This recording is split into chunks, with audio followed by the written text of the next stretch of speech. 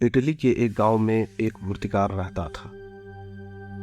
वह बहुत प्यारी मूर्तियां बनाता था।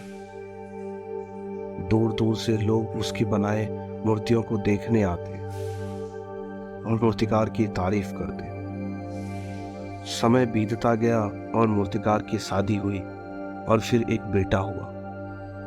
बच्चा बहुत प्यारा था और नटखट भी।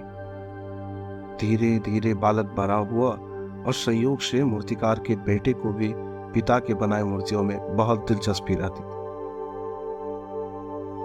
इससे मूर्तिकार भी खुश हुआ और अपने बेटे को पूरे दिन लगाकर मूर्तियां बनाना सिखाता था। और कुछ ही समय में वह लड़का बहुत खूबसूरत मूर्तियां बनाने लगा। मगर उसके पिता को इसमें संतुष्टि नहीं थी। जब भी लड़का कुछ बनाकर लाता, उसके पिता कहते कि इसको और बेहतर बनाओ, इसमें ये कमी है, वो कमी है आदि बोलकर वापस भेज देते। इससे लड़का थोड़ा निराश तो होता, लेकिन और ज्यादा मेहनत करता। संयोग से एक बार उस क्षेत्र का प्रधान वहां से गुजर रहा था, तो उसने देखा कि एक से बढ़कर एक शानदार मूर्तियां बनाकर रखी गई थी, जो देखने में ऐसा मालूम पड़ रहा था जैसे मूर्तियां अब भी बोल उठेंगी। यह सब देखकर प्रधान आश्चर्य में डूब गए और उसे बनाने वाले उस लड़के को बुलाया और जी भरकर तारीफ की और सैकड़ों स्वर्ण मुद्राएं देकर एक मूर्ति अपने घर के लिए ले गए।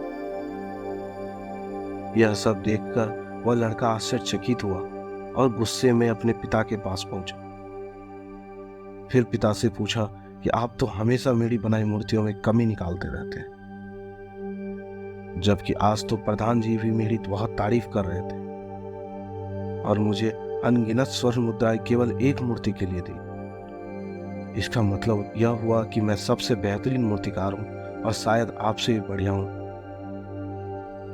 इसलिए आप मेरे से चलते हैं और मुझे कभी अच्छा नहीं कहते।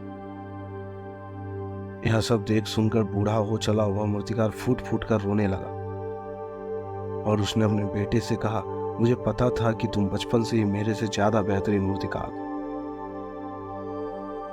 लेकिन फिर भी मैं चाहता था कि तुम इस पूरी दुनिया के सबसे बेहतरीन मूर्तिकार बनो, ताकि तुम्हें लोग अनंत काल तक याद रखें। लेकिन आज मैं हार गया और तुम आखिर घमंड से भर ही गए। और इतना कहकर वह बूढ़ा मूर्तिकार चला गया। लेकिन इस घटना ने उस लड़के को अंदर तक हिला दिया और उस लड़के ने इतनी मेहनत की कि दुनिया के सबसे शानदार मूर्तिकार में से एक माइकल एंजेलो के नाम से पूरे संसार में प्रसिद्ध हुआ। अतः दोस्तों, हमें कभी इस अहंकार में नहीं डूबना चाहिए कि हमें अब सब आता है और सीखने की जरूरत नहीं है, और सामने वाला हमें सिर्फ नीचा दिखा रहा हो।